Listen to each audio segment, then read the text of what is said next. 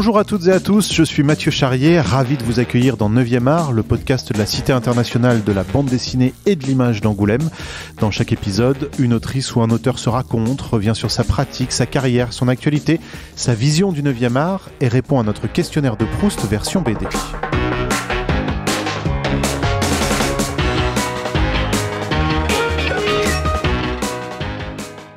Bonjour, je suis illustratrice, je travaille depuis à peu près une vingtaine d'années maintenant, quelque chose comme ça, et depuis 12 ans pour le comics en grande majorité, voire en exclusivité. Je fais aussi de l'illustration, j'en ai fait un petit peu pour Netflix, je travaille aussi pas mal pour Disney, et effectivement la grande majorité de mon travail c'est pour Marvel ou Image Comics. Et bonjour Stéphanie Hens.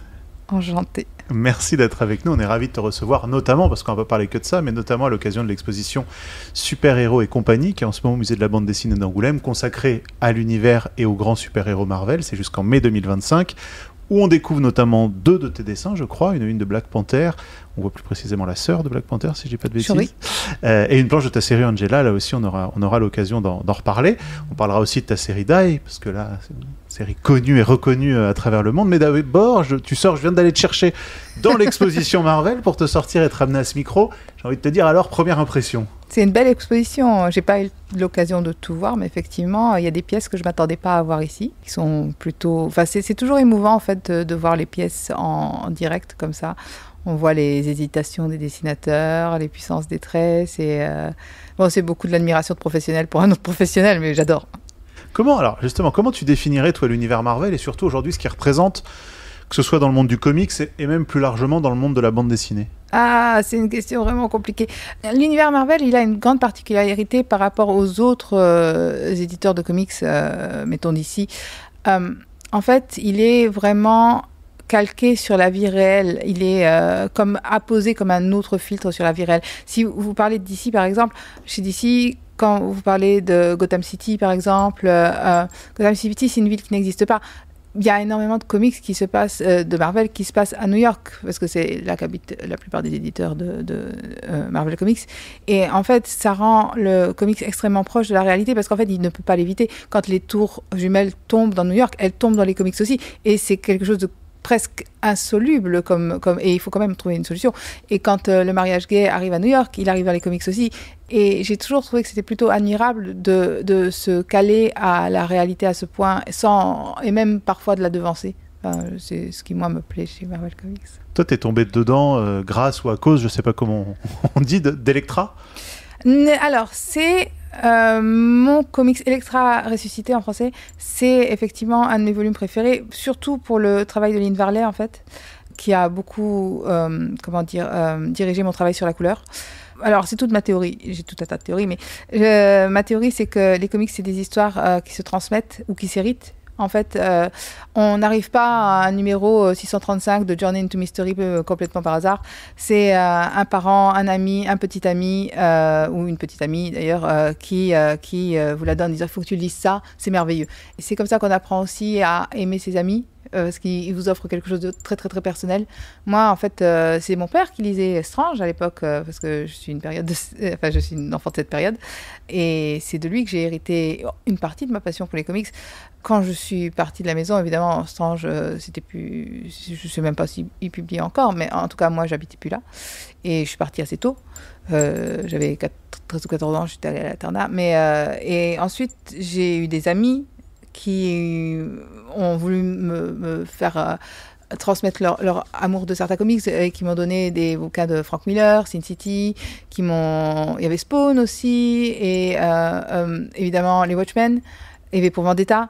Et en fait, ça, c'était une autre partie du comics, beaucoup plus adulte, que je connaissais pas, parce que pour moi, j'avais associé tout ça à une partie de mon enfance. Je savais pas que c'était pour adultes, en vrai. Et c'est de là, en fait, que me vient l'amour du comics. C'est de l'amour qu'on m'a transmis, en fait. Et comment on commence à travailler pour Marvel? Alors ça... On envoie son CV à Marvel, non, New York, pas, États-Unis. Comment ça marche? En fait, c'est aussi une question d'époque. C'est que moi, je suis née en 1976. autant dire qu'Internet, c'était pas un truc. Je suis née dans un village où il y a 600 habitants. Mon père était chauffeur poids lourd, ma mère était institutrice. C'était pas ma destinée. Je savais pas qu'on pouvait travailler pour les États-Unis. Je savais pas qu'on pouvait faire de la bande dessinée. J'ai fait de l'illustration en voulant faire de l'illustration pour adultes. On m'a refait découvrir la bande dessinée en me disant mais ça, c'est ton truc, enfin c'est ton dessin. Et j'ai commencé à faire de l'illustration en France pour les romans jeunesse. Mais en roman jeunesse, en fait, il y a genre vers 14-15 ans, les romans jeunesse, les couvertures passent à la photo. Du coup, en fait, mon bracket, il était plutôt limité. Mais à ce moment-là, en fait, Sibi Cebulski, qui est donc l'éditeur en chef aujourd'hui, était le recruteur international. Et c'était littéralement son boulot. Il prenait l'avion 40 fois par an. Enfin, littéralement, c'est pas moi qui invente. C'était son boulot de chercher des talents, des nouvelles voix. En fait, c'est pour ça qu'il y a aussi des gens qui viennent de beaucoup d'endroits dans le monde chez Marvel. Et à un moment, il était à Angoulême. Et Olivier Jalabert, qui a travaillé chez Album Comics, et a fait passer mon dossier, en fait. Et il l'a gardé 2 ans. Et un jour, je crois que c'était juste, peut-être le jour avant Noël ou juste après. Il était là, Stéphanie, tu crois que tu pourrais faire une couverture pour, dans 5 jours? Et moi, j'étais là, oui, mais normalement, en fait, en France, c'est plutôt 2 mois les délais pour les couvertures. J'étais là, ouais, super. Genre, c'est quelqu'un qui avait dû les planter ou quelque chose. Ça a créé un mauvais précédent parce que du coup, ils étaient sûrs que je pouvais faire des couvertures en 1 semaine tout le temps, ce qui est le cas. Mais le truc, c'est que plus j'en ai, moins je peux. Enfin, voilà.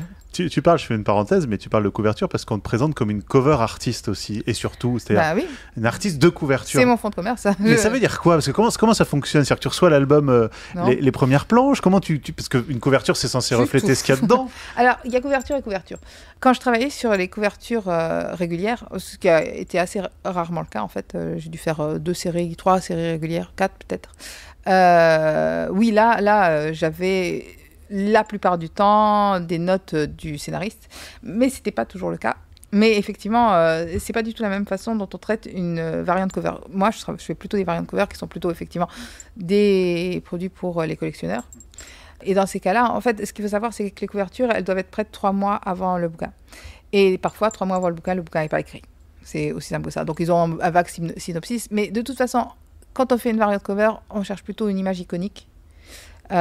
Super-héros, machin, quelque chose qui représente plus le personnage que la BD en elle-même. Quand j'ai peu d'inspiration, parce que des fois j'ai déjà fait le personnage plusieurs fois, et ainsi de suite, j'essaye de savoir ce qu'il y a dans le livre, essayer de ramener quelque chose de plus pertinent.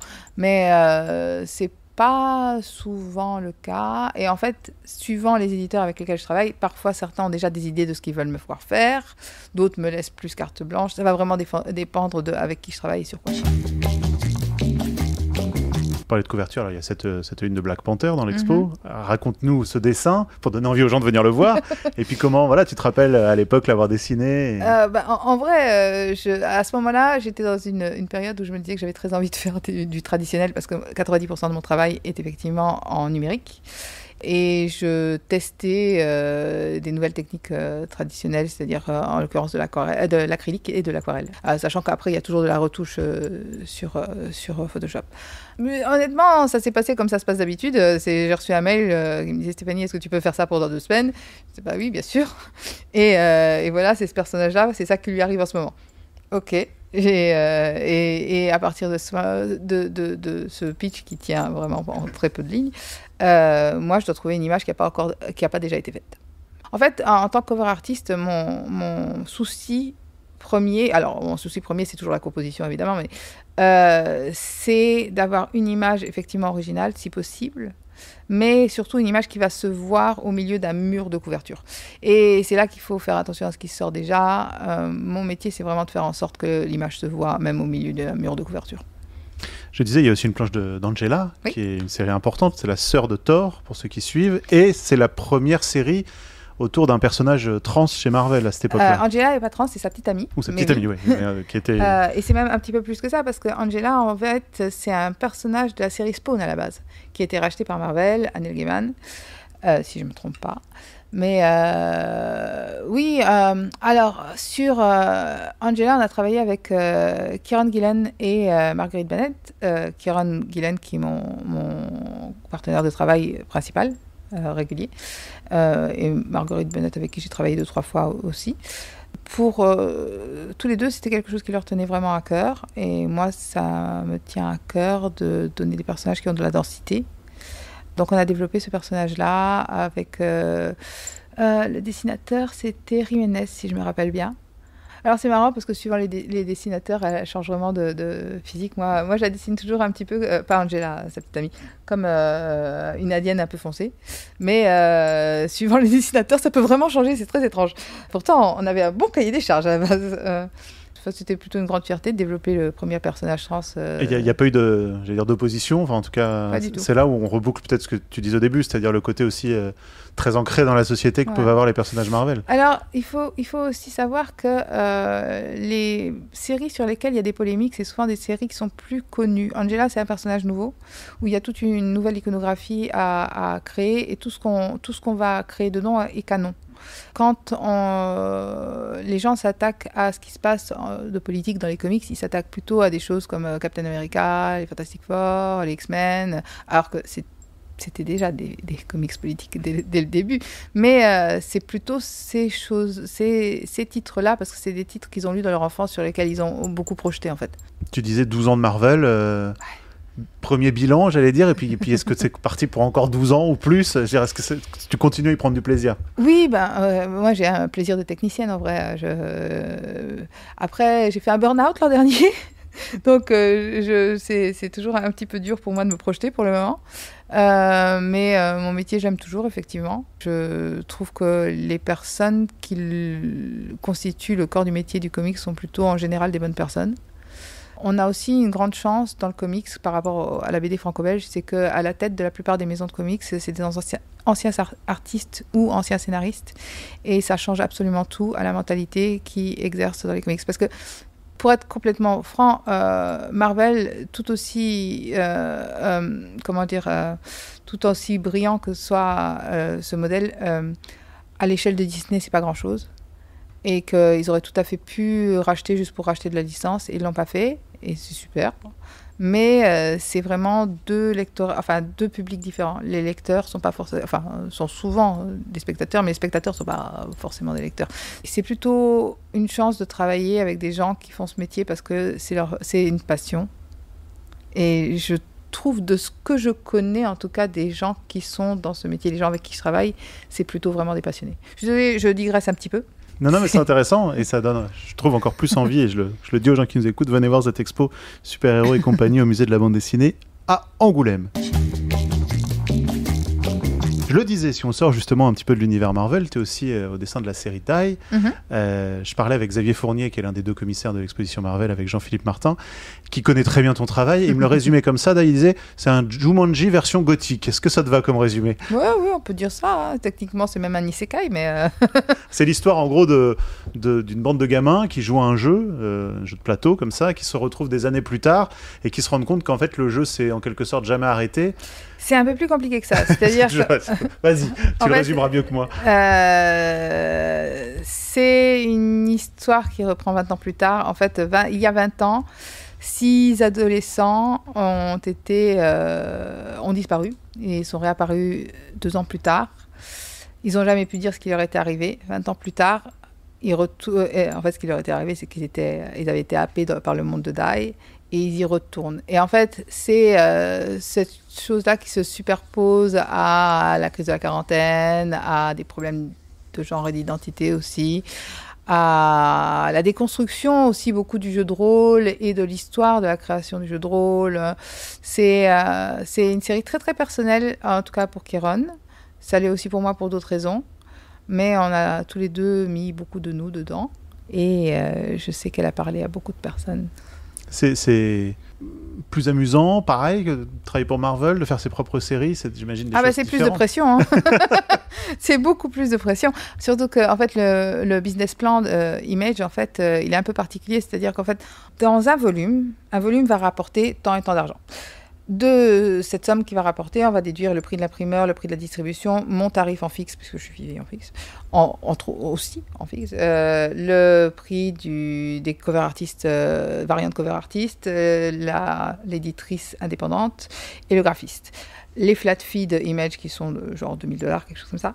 Et ensuite, de ce qui reste, on va diviser en 20-80, 80 pour nous, 20 pour image.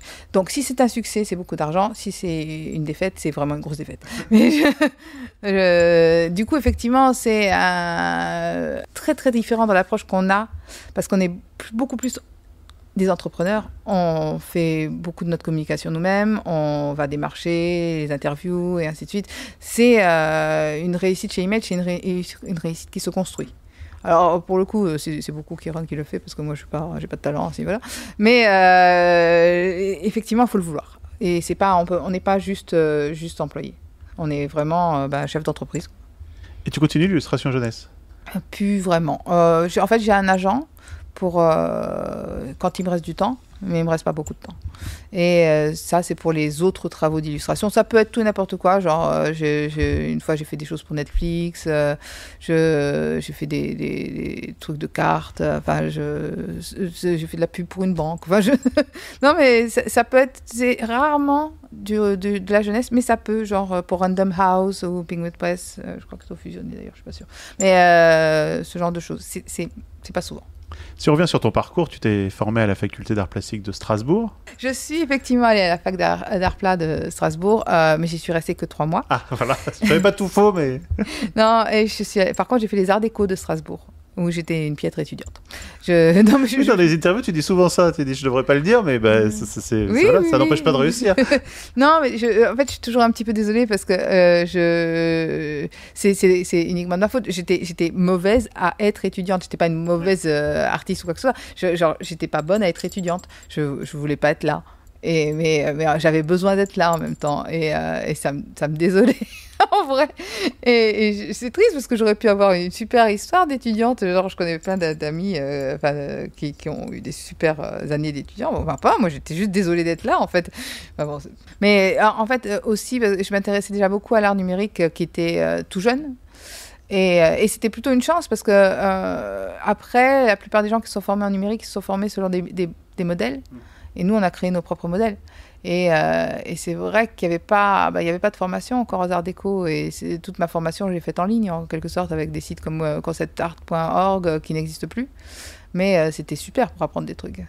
Tout à l'heure, tu parlais de tes lectures de jeunesse, notamment comics. Mais est-ce que tu lisais aussi, comme plein de Français, la BD franco-belge Alors, bienvenue dans les années 80. Genre, qu'est-ce qu'on faisait avec son enfant quand on l'emmenait au supermarché? On le laissait au rayon BD. Que j'avais genre 5 ans, 6 ans, genre, ma mère elle me lâchait là, puis elle allait faire ses courses. Jamais plus personne ferait ça aujourd'hui. Mais ça, c'était ça. Genre, je sais pas comment ils récupéraient leurs enfants après. Et de temps en temps, je partais avec une. Alors, le plus adulte, c'était certainement Yoko Tsuno, mais les Schtroumpfs, Johan et Pierre-Louis, les Astérix, les Tintin. J'ai eu tous les Astérix quand ils sont sortis et je les ai tous bousillés. Toutes les premières éditions, mortes. Aujourd'hui, tu lis encore un peu de BD franco-belge ou plus du tout? Plus beaucoup, en fait.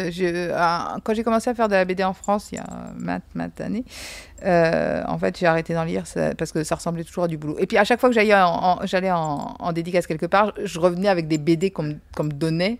J'étais, mais encore des BD, quoi. Non, j'en lis plus beaucoup, en fait. Ça finit toujours par ressembler à du travail. Alors, quand on va sur ton site, tu définis ton style, je cite, comme Digital Impressionism. Oui. Est-ce que tu peux nous expliquer ce que ça veut dire? En fait, souvent, ce qu'on imagine d'un auteur de comics, c'est un truc hyper classique, genre sketch, line art, ancrage et couleur... truc classique, quoi. Et moi, je fais pas ça du tout, en fait. Moi, je construis mes dessins un petit peu comme de la sculpture, où ça se fait un petit peu au fur et à mesure. J'ai beaucoup de brushes qui réagissent de façon un petit peu imprévisible, parce que j'aime bien avoir une dose de hasard dans ce que je fais. Et je peins beaucoup avec la lumière aussi, parce que j'ai une formation de photographe à la base, donc je travaille beaucoup là-dessus. Du coup, c'est plus du ressenti, effectivement.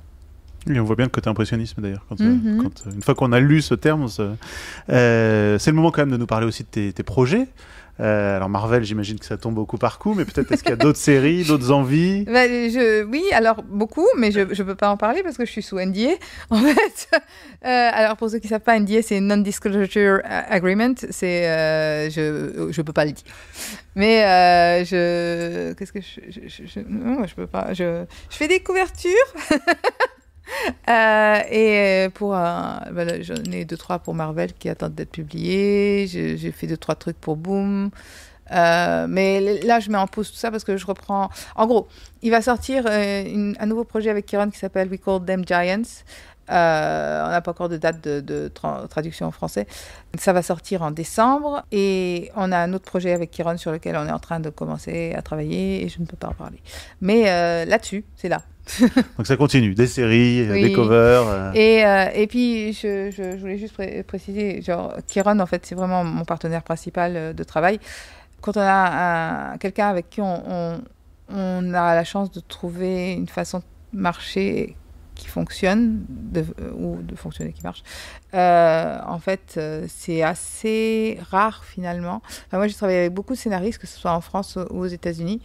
Et enfin, le rapport entre un dessinateur et un scénariste, moi je vois ça comme une danse où il ne faut pas être dans les pas des autres, il faut que la personne vous fasse confiance.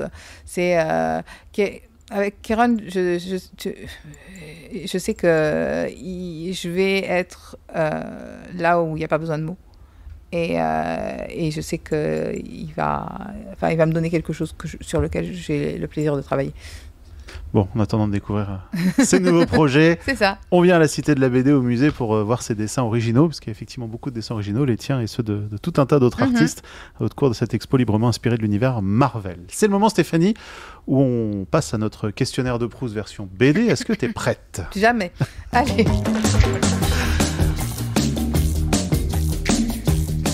La première BD que tu as lue? Non, on ne rappelle pas. Non, vraiment, je pense que c'est un Astérix, à peu près sûr. Ne me demande pas, peut-être le coup du menhir. Je ne sais pas. Quelle est selon toi la meilleure BD de tous les temps? Les Watchmen sûrement. Je trouve que dans les Watchmen, il y a quelque chose qui n'appartient qu'à la BD. C'est quelque chose qu'on ne peut pas refaire au cinéma. On a essayé. Adapter l'œuvre d'Alan Moore, c'est impossible. En fait, on peut en adapter une partie, à condition d'avoir déjà une vision, mais on ne peut pas adapter ça comme ça, sans que ça perde toute sa signification. Le travail d'Alan Moore, c'est un travail de BD. Et en fait, il n'y a pas tellement de personnes qui font de la BD au sens le plus strict, en fait. Quelle est selon toi la plus belle couverture de bande dessinée? Alors, pas une couverture, une série de couvertures, James Dean pour Fable. Parce qu'il fait ce truc que je trouve absolument merveilleux, c'est qu'à un moment ou à un autre, quand on lit une BD de Fable avec une de ses couvertures, on referme la BD pour regarder la couverture parce qu'on a enfin compris tout ce qu'il voulait dire. Et c'est merveilleux. Est-ce qu'il y a une BD que tu aimes mais tu as honte de l'avouer? Certains trucs de Manhara, c'est pareil, c'est des trucs de perfectionniste, le dessin. C'est l'histoire, bon, contrebas, mais effectivement, le dessin, parfois, il est vraiment super. Ton personnage de BD préféré? Electra. Ouais, bon, après, encore une fois, c'est lié au dessin et à la couleur. Ton personnage de BD détesté? En fait, Parallax, c'est le nom, ça va pas. Et si je peux dire, en fait, j'ai un petit grief contre Batman. J'aime beaucoup Batman, hein, mais... millionnaire qui choisit de dépenser sa thune pour faire des grosses voitures plutôt que de faire des hôpitaux, ça m'énerve un peu. Tu dessines dans le calme ou en musique? J'écoute des podcasts et je regarde des séries. Souvent pour la énième fois, parce qu'en fait, je trouve des troubles de l'attention et j'arrive pas à travailler si j'ai pas mon cerveau qui fonctionne sur autre chose en même temps. Donc, il faut que j'écoute un podcast qui m'apprenne quelque chose, ou il faut que je regarde une série, mais que j'ai déjà vue ou qui est moyennement intéressante, parce que comme ça, j'ai pas trop envie de la regarder, mais je peux l'écouter. Couleur ou noir et blanc? Couleur. Oui. Et c'est 90% de mon travail, enfin. Et pour terminer, est-ce qu'il y a une autrice ou un auteur de BD que tu nous conseillerais et qu'on ne connaîtrait pas forcément? Non, si vous ne connaissez pas encore le boulot de Peach Momoko, c'est super ce qu'elle fait. Mais bon, elle n'a pas besoin de moi pour lui faire de la pub.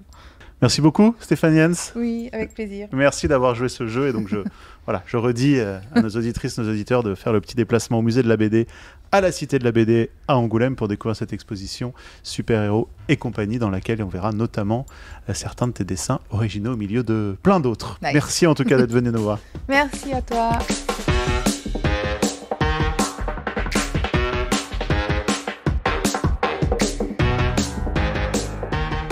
9e art est un podcast produit par la Cité internationale de la bande dessinée et de l'image d'Angoulême, réalisation Mathieu Charrier. N'hésitez pas à commenter ces épisodes, à les noter, à en parler autour de vous, c'est très important pour nous.